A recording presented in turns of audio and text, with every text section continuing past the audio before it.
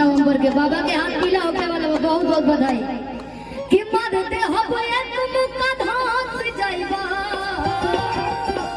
कि मारते हो एक मुक्का धास जाइबा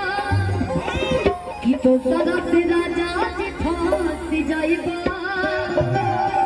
कि मैं हरी के प्यार ला तो नाच जाइबा ए घड़ी जो इंडियन परफॉर्मिंग राइट सोसाइटी बन IPRS ये के सबसे बड़का मेंबर होने के ये के बन राहुल जी के की ही राहुल जी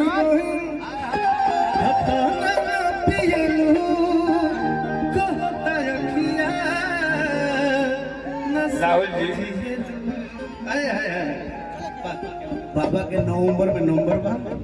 फिर वहाँ आया जाएगा नया जगह कुछ माल बन लेकर चला जाएगा।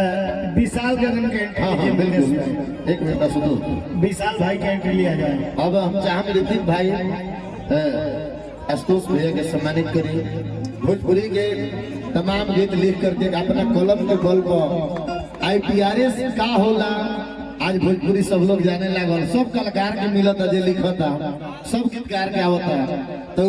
बोनस PF जैसे नौकरी में होला वैसे संगीत में हो गइल बा आधा दिल्ली हैंग हो गइल बा जहाँ तक पता चलल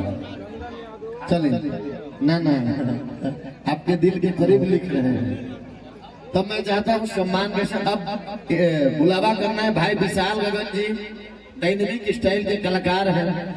बाबा विश्वामित्र के तपोस्थली से जिनका जन्म स्थली है और उस क्षेत्र से आते हैं जहां